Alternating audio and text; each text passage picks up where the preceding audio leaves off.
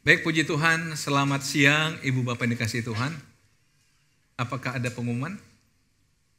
Ya, sebelum dengar firman Tuhan, coba ada sedikit saja informasi untuk kita saudara. Ya, Komsel kita sudah ada di 5 tempat ini saudara. Jika saudara kebetulan agak dekat bisa bergabung dengan tempat-tempat yang ada. Atau saudara mungkin merasa terlalu jauh, saudara bisa lapor ke kita. Jika di rumah saudara ada berapa orang kepengen dibuat grup bersama ya. Kemudian hari Rabu yang akan datang, anak-anak Sunday School akan kita bawa untuk berkunjung ke sebuah panti asuhan di daerah Simalingkar B ya, bakti sosial. Supaya anak-anak sejak masa kecil mereka juga tahu kehidupan yang lain. Teman-teman yang sebaya mereka seperti apa. Jadi mereka juga bisa mulai punya hati yang memberkati orang lain. Seperti itu ya. Baik, itu saja. Baik. Saudara-saudara kasih Tuhan, hidup ini sebuah teka-teki. Ada orang mengatakan hidup ini sebuah perjalanan. Ada orang mengatakan hidup sebuah perlombaan, pertandingan. Banyak istilah orang untuk mendefinisikan kehidupan kita. Banyak hal sudah kita lalui di hidup ini yang mungkin kadang-kadang terlupakan oleh kita, tetapi ketika ketemu teman kita, kita diingatkan kembali, baik itu pengalaman manis, pengalaman pahit. Satu hal saudara yang perlu kita pahami, hidup ini sebuah rangkaian. Hari ini ada, karena hari kemarin ada untuk kita. Saudara hari ini ada, jam ini ada di sini, karena tadi saudara memutuskan meninggalkan rumah saudara untuk berangkat ke sini. Jadi hidup ini sebenarnya hari demi hari kita melangkah. Itu karena memang ada kaitan dengan yang sebelumnya dan sesudahnya. Sehingga tidak salah orang mengatakan hari ini adalah akibat hari kemarin. Dan hari esok adalah akibat hari ini. Artinya apa? Apa yang kita putuskan hari ini, apa yang kita lakukan hari ini, itu akan berkelanjutan untuk besok dan seterusnya.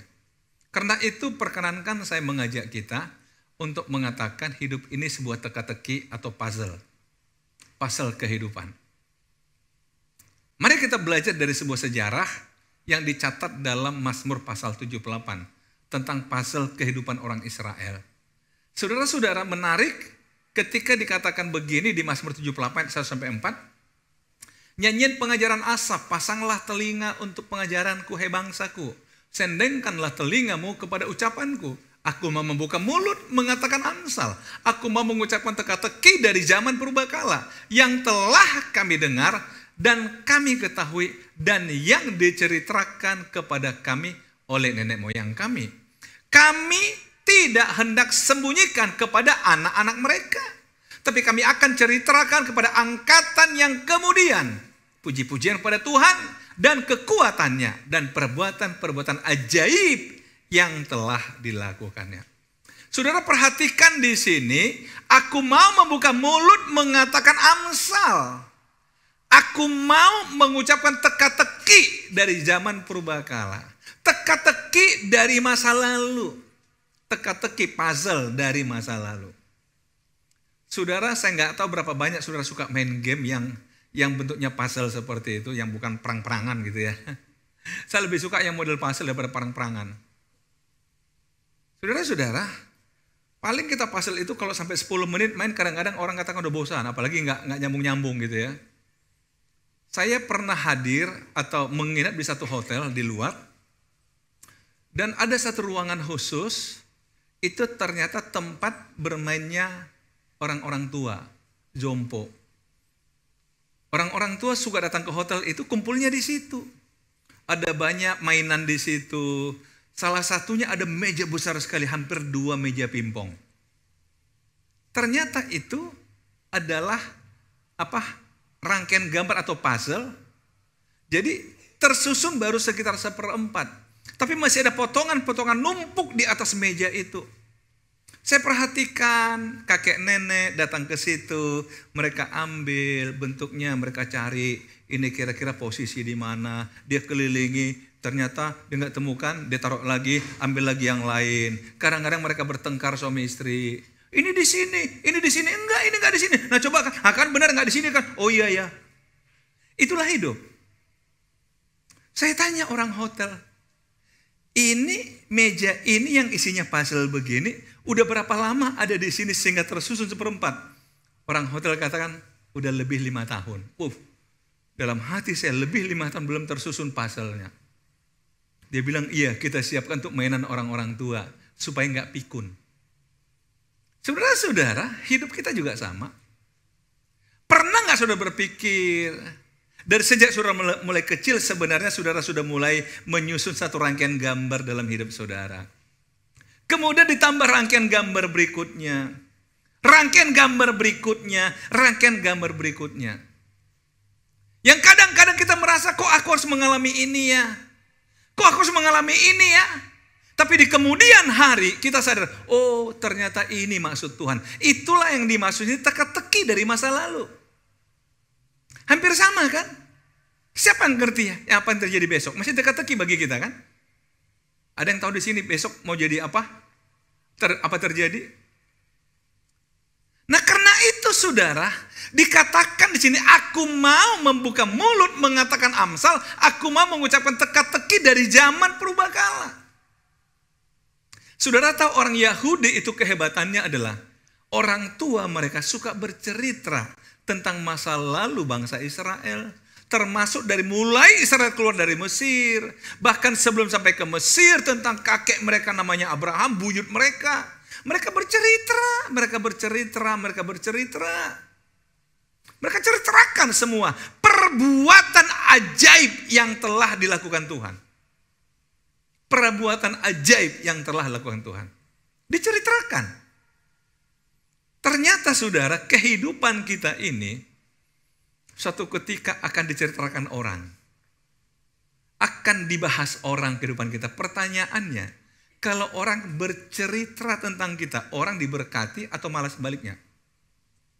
Kalau orang ingat hidupnya kita, kira-kira apa yang terjadi ketika orang tahu hidupnya kita? Satu ketika kira-kira kalau kita udah punya cucu, apa kira-kira yang akan cucu kita ingat dari hidup kita dan ceritakannya pada anaknya? Inilah kehidupan saudara. Karena itu aku mau menyanyikan. Aku mau menceritakan. Nah saudara, nyanyian pengajaran Asaf. Asaf ini adalah kelompok pemuji di Bait Allah pada masa itu. Para penyanyi. Jadi Bani Asaf ini karena mereka seniman, mereka coba menceritakan peristiwa masa lalu dalam bentuk lagu, dalam bentuk nyanyian, dalam bentuk mazmur. Atau sama seperti sekarang seperti storytelling. Menceritakan sesuatu dalam bentuk lagu. Itu mereka lakukan. Dan kalau saudara baca Mazmur 78 ini panjang, 72 ayat. Tapi hari ini saudara nggak bahas semua, nggak usah takut. Saya cukup 8 ayat saja. Selebihnya PR. Saudara baca di rumah. Itulah perbuatan besar Allah di masa lalu. Tapi dahulu aku ingin menceritakan Amsal. Aku ingin menceritakan bentukan teka-teki yang terjadi di masa lalu. Saudara-saudara, mari kita coba lihat. Di ayat yang kelima dikatakan, telah ditetapkannya peringatan di Yakub. Dan hukum Taurat diberinya di Israel, nenek moyang kita. Diperintahkannya untuk memperkenalkannya kepada anak-anak mereka. Menarik saudara, kenapa dalam Mazmur 78 dia fokusnya kepada Yakub. Sekali lagi, kenapa fokusnya dia kepada Yakub? Karena Yakublah sebetulnya terjadi titik balik menjadi Israel. Saya akan cerita gini, bukan cerita lah. Mari saya ingatkan saudara kepada sesuatu di masa lalu. Dalam Alkitab ini banyak tokoh-tokoh. Ada Adam misalnya yang juga bisa diceritakan, betul? Kemudian ada Nuh dengan peristiwa air bah. Ada Abraham dengan peristiwa fenomenal yang dia berani tetap beriman menunggu kelahiran Ishak walaupun umur 100 tahun. Dan dia juga punya pengalaman fenomenal ketika dia berani korbankan anaknya dan sebagainya. Kemudian punya anak Ishak. Ishak memang tidak banyak cerita tentang hidup dia.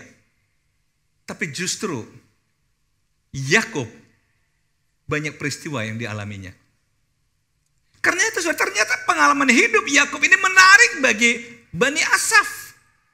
Menarik bagi mereka untuk menceritakan kisah hidup Yakub. Menarik bagi mereka. Ada banyak pelajaran dari hidup Yakub.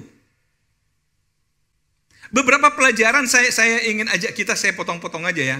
Namanya juga puzzle kan itu potongan-potongan ya. Jadi saya ambil puzzle-puzzle tertentu aja. Sebab kalau susun semua nanti sampai besok nggak selesai kita. Ya, saya ambil potongan-potongan aja ya. Ini ada di sini kita kira gitu ya. Nah, potongan pertama coba kita ambil dari Kejadian pasal 28 dari hidup Yakub ini.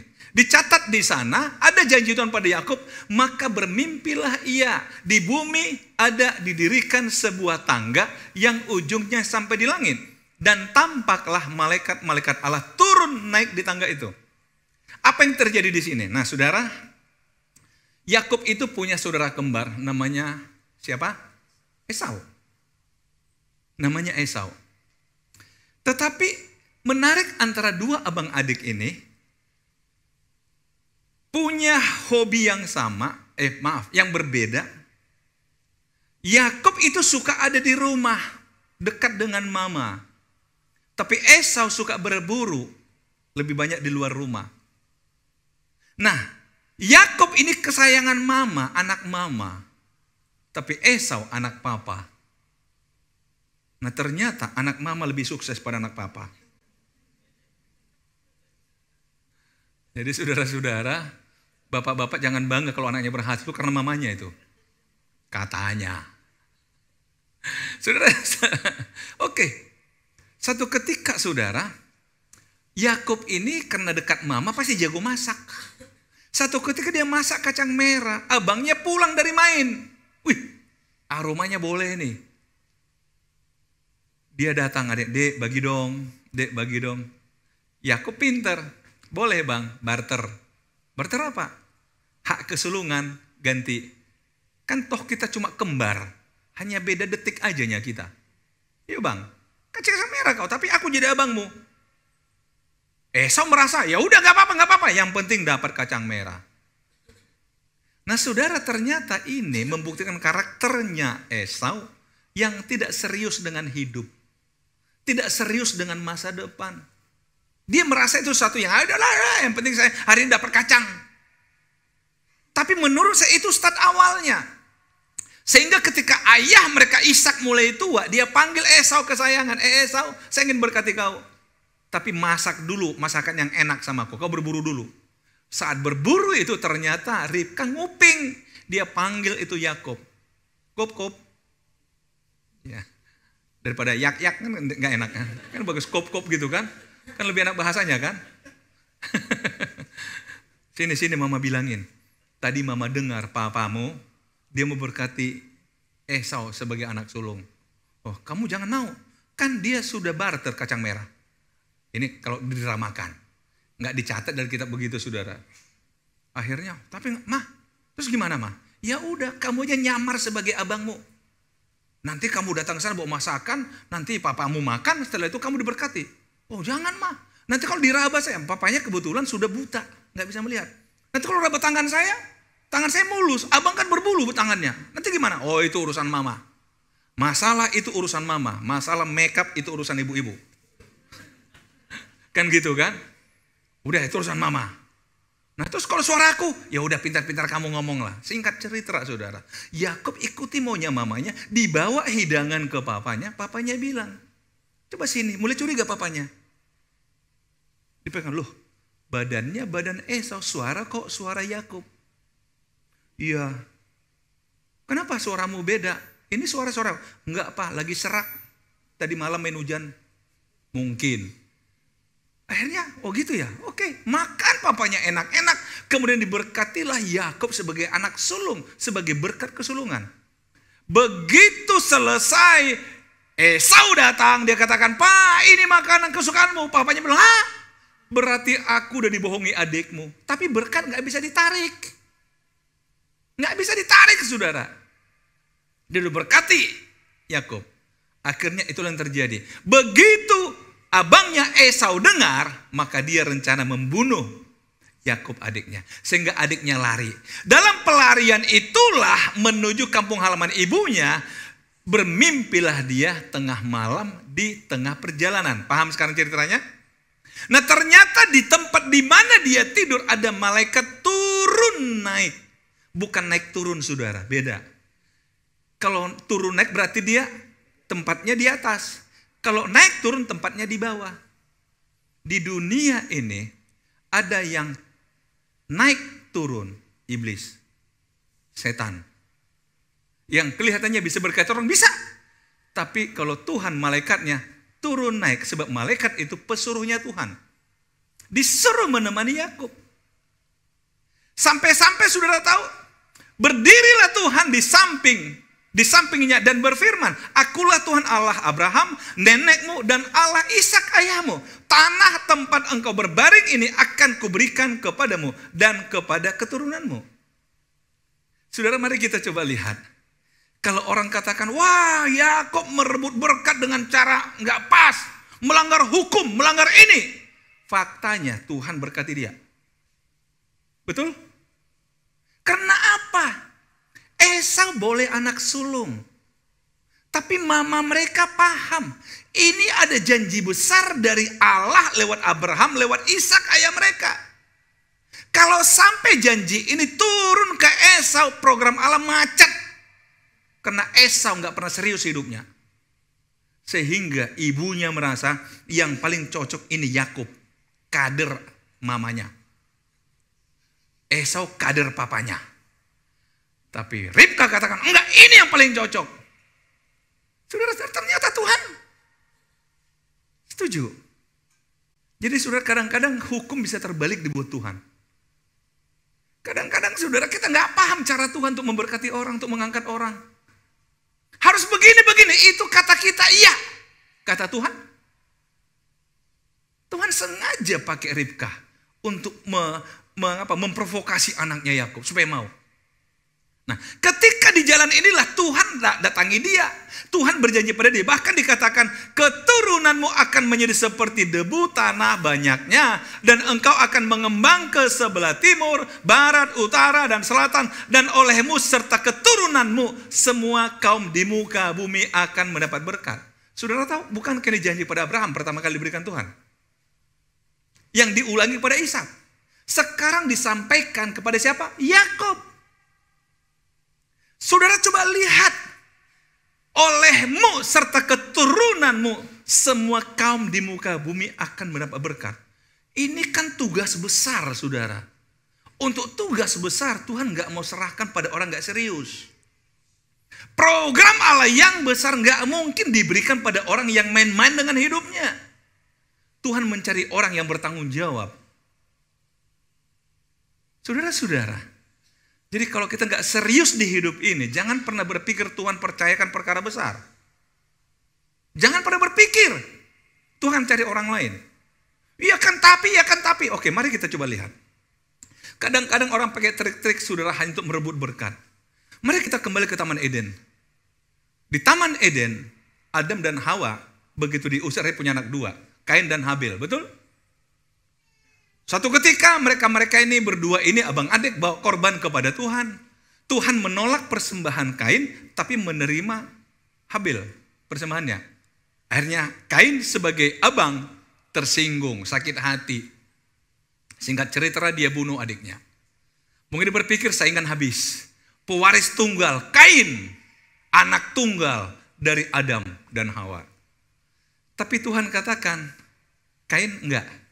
Aku tetap tidak berkenan kepada engkau. Dan Tuhan kasih anak berikutnya kepada Adam yang bernama Set. Betul? Artinya apa? Kain tetap tersingkir walaupun dia berhasil menyingkirkan adiknya. Tuhan bangkitkan seorang bernama Set. Tetap bukan Kain. Saudara, Tuhan punya program itu. Nggak bisa dibatalkan siapapun. program besar ini Tuhan hanya mau dilakukan oleh orang yang spesial di mata Tuhan, yaitu Yakub. Kalau kita orang spesial di mata Tuhan, siaplah Tuhan pakai saudara untuk program besar dari Tuhan. Siaplah. Kalau kita spesial di mata Tuhan. Tapi lihat hidupnya nih. Dan bahkan dikatakan sesungguhnya aku menyertai engkau dan aku akan melindungi engkau kemanapun engkau pergi. Dan aku akan membawa engkau kembali ke negeri ini. Sebab aku tidak akan meninggalkan engkau, melainkan tetap melakukan apa yang kujanjikan kepadamu. Saudara perhatikan, ini kan program besar yang hanya mungkin dikerjakan orang yang disertai oleh Tuhan. Untuk disertai Tuhan berarti dia harus dekat dengan Tuhan.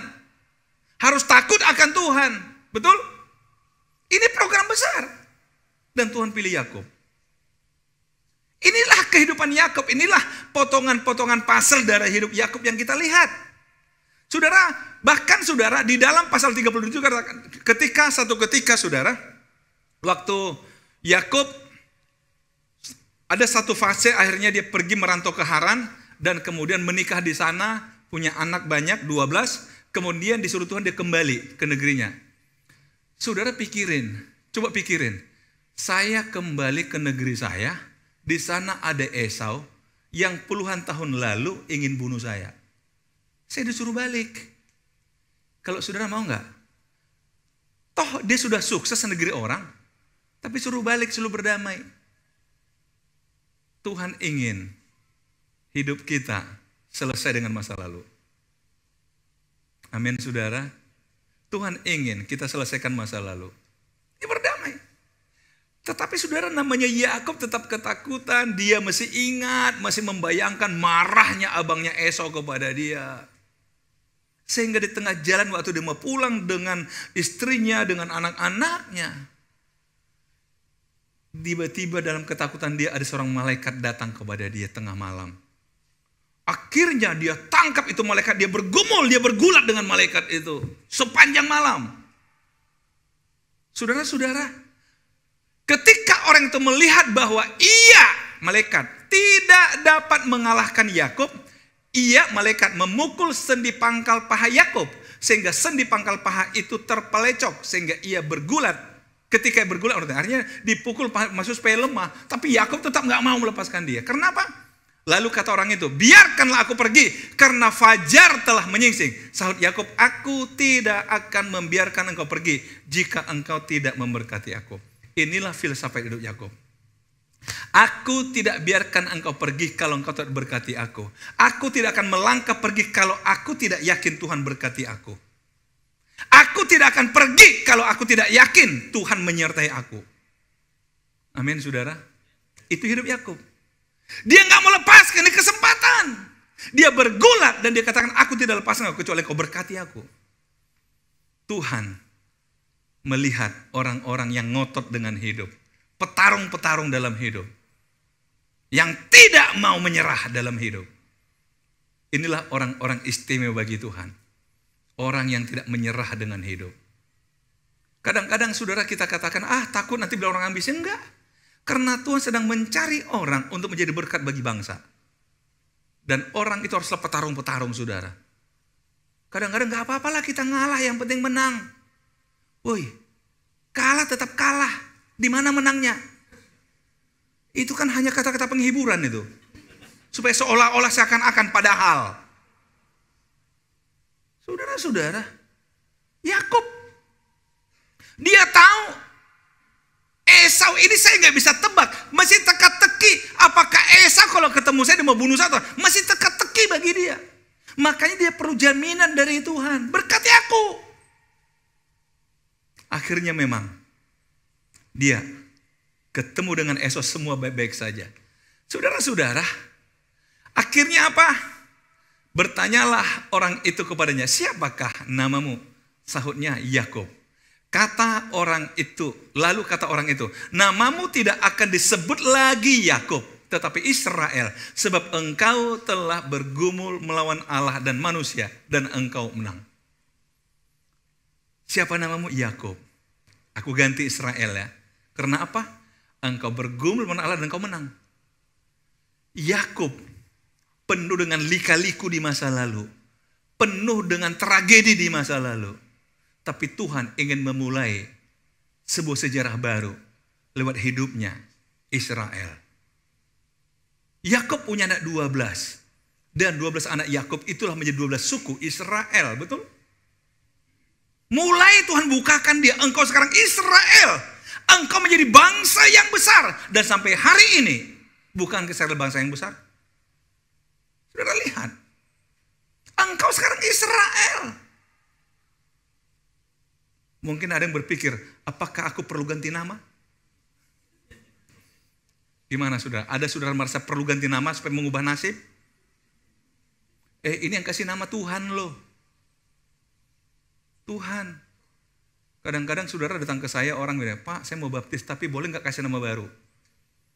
Saya bilang, kamu pakai mau namanya siapa? Dia buat nama artis, saya bilang gak cocok. Itu namanya kamu bukan mengubah hidup. Kamu ingin lebih keren dari masa lalu. Seolah-olah, seakan-akan. Saudara-saudara, tapi Tuhan katakan, engkau Israel sekarang. Engkau Israel. Saudara-saudara, apa sebetulnya yang perlu kita belajar dari sini?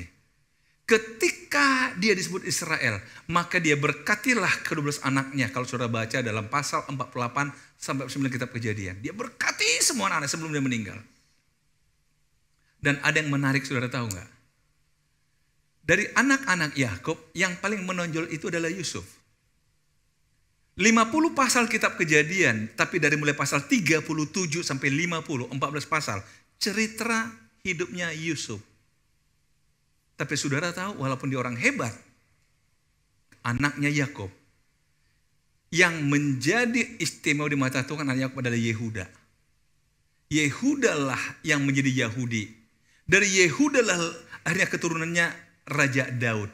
Bahkan kalau saudara baca silsilah Yesus, dari Yehuda lah, Yakub, Yehuda seterusnya sampai ke Daud, sampai kepada Yesus. Bukan Yusuf. Kenapa? Saya coba lihat saudara, hanya ada satu peristiwa yang dilakukan oleh Yehuda, tapi itu dicatat oleh Tuhan. Ketika Yusuf ingin dibunuh abang-abangnya, dimasukkan di sumur, dengan harapan dibiarkan mati di situ, mau ditinggal di situ.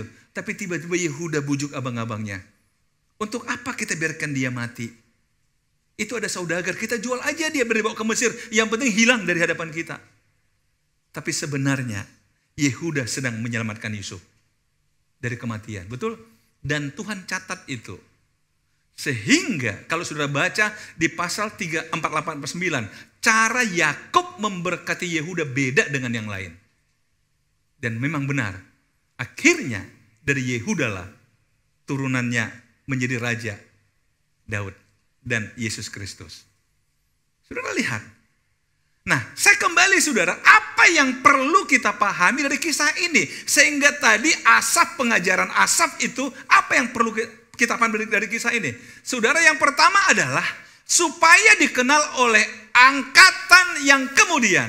Supaya anak-anak yang akan lahir kelak bangun dan menceritakan pada anak-anak mereka. Simpel aja saudara. Kita tentu punya sejarah hidup. Berapa banyak kita mau cerita kepada anak-anak kita perjalanan hidup kita di masa lalu. Kadang-kadang ada anak-anak kehilangan kisah orang tuanya karena tidak pernah diceritakan. Memang kadang-kadang anak sekarang juga nggak begitu tertarik cerita orang tua. Apalagi kisah-kisah sedih di masa lalu. Dulu papa waktu masih seumurmu bla bla bla. Nggak menarik bagi anak-anak saudara. Tapi coba waktu kau lahir dulu, opungmu ada titip warisan untukmu. Itu dikejarnya itu. Apa itu pak? Apa itu pak? Apa itu pak? Itu dikejarnya itu. Halo anak-anak. Gimana? Nah hidup. Tapi saudara perlulah ceritakan kisah-kisah inspiratif di masa lalu. Cuma kadang-kadang kita ceritakan sedih-sedih. Yang enak-enak ceritakanlah. Bagaimana pertolongan Tuhan, penyertaan Tuhan, amin. Yang kedua tujuannya apa? Supaya mereka menaruh kepercayaan kepada siapa? Allah. dan tidak melupakan perbuatan-perbuatan Allah, tapi memegang perintah-perintah. Supaya keturunan kita tahu dan tetap percaya pada Tuhan. Amin. Kita katakan, papa mama bisa begini karena tangan Tuhan menolong papa mama. Makanya tetap ingat sama Tuhan. Yang ketiga, saudara, dan jangan seperti nenek moyang mereka yang pendurhaka, yang melupakan Tuhan. Akhirnya apa yang terjadi? Dihukum Tuhan. Kalau kita melupakan Tuhan, dihukum Tuhan. Saudara-saudara, coba ingat kembali. Kita punya orang-orang sebelum kita. Berapa banyak kisah hidup dia yang menginspirasi kita hari ini. Mungkin orang tua kita, kakek kita, orang yang kita kenal. Sekarang buku-buku yang cukup populer adalah kisah-kisah inspiratif, betul?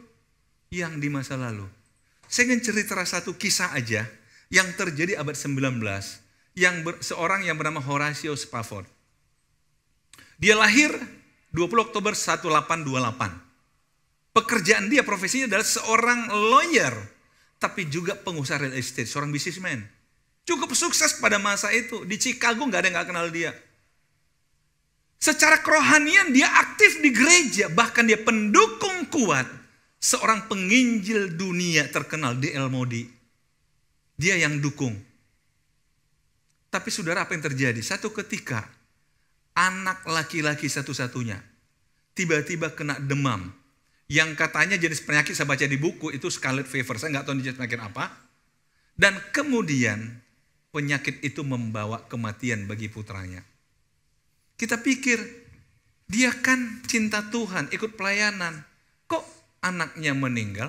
Nggak sampai di situ. Setahun kemudian, ada satu peristiwa yang dikenal dengan The Great Chicago Fire.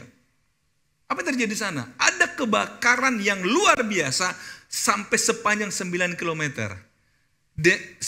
Spafford baru saja investasi habis-habisan untuk bangun real estate di daerah itu. Dan semua hangus terbakar. Saudara lihat, anak meninggal, bisnis kok terbakar. Dalam kondisi itu mereka sepakat, yuk kita coba lupakan masa lalu, kita pergi ke Inggris, menemani D.L. Moody, karena dia lagi pelayanan di sana. Menjelang berangkat, tiba-tiba Spafford katakan pada istrinya, kalian berangkat duluan. Ada satu kasus besar yang harus kuselesaikan dulu. Aku nyusul kapal berikutnya. Akhirnya istrinya berangkat. Berangkat 9 hari kemudian setelah istri berangkat. Tiba-tiba Spafford dapat telegram yang isinya cuma simple. Save alone. What shall I do? Dia cari tahu. Ternyata kapal yang bawa istrinya bertabrakan di tengah laut dengan kapal lain. Dan keempat putrinya tenggelam di laut dan tidak ditemukan. Itulah sebabnya istrinya katakan, saya cuma tinggal sendiri. Saya harus buat apa? Mendengar itu, Spafford merasa, istri saya pasti sangat tertekan. Sehingga dia menyusul dengan kapal berikutnya. Dan saudara tahu, ketika di tengah laut nahoda panggil dia, dikatakan Spafford, kemungkinan di tempat inilah keempat putrimu tenggelam dan tidak ditemukan. Dia diam sejenak, dia merenung sejenak. Tapi di tempat itulah dia menulis sebuah lagu, It is well with my soul. Yang diterjemahkan dalam bahasa Indonesia, saya hanya ambil 2 ayat saja. Ketika hidupku sentosa teguh ataupun sengsara penuh, di dalam kasih-Mu ku tinggal teguh, nyamanlah jiwaku, nyamanlah jiwaku. Ayat yang kedua dikatakan, meski oleh iblis aku diserang, hatiku tenang dan teguh, sebab Kristus telah menyelamatkanku, darahnya menebus jiwaku. Saudara, hidup Spafford berakhir 150 tahun yang lalu. Tetapi sejarah hidup dia menginspirasi banyak orang sampai hari ini. Saudara-saudara, jangan pernah abaikan hidupmu. Alkitab mengatakan nama yang harum lebih berharga daripada minyak yang mahal. Saudara tahu namanya legacy, warisan. Kalau kita wariskan harta pada keturunan kita, kita tidak tahu apa yang terjadi setelah kita mati. Tapi kalau nama yang baik kita wariskan, kalau sejarah hidup yang baik kita wariskan, sampai kapanpun itu jadi bahan cerita. Bukan saja keturunan, tapi setiap orang yang mengenal kita. Begitu sebut nama kita, waduh, orang itu nggak bisa dilupakan. Orang itu begini, orang itu begini, orang itu begini. Teka-teki kehidupan. Bagaimana hidup saudara? Berapa banyak puzzle yang saudara susun dalam hidup saudara? Mungkin potongan puzzle itu peristiwa menyedihkan. Di masa lalu saudara katakan, apa aku sanggup? Tapi nyatanya hari ini kau sanggup. Amin. Ketika kita mengalami hal itu, rasanya nggak kuat Tuhan, nggak kuat. Tapi ketika saudara sudah lewati puluhan tahun kemudian, mengingat itu, saudara katakan, terima kasih Tuhan, aku bersyukur bisa punya pengalaman itu. Sehingga aku bisa melihat Tuhan hadir dalam hidupku. Amin. Tuhan Yesus memberkati kita.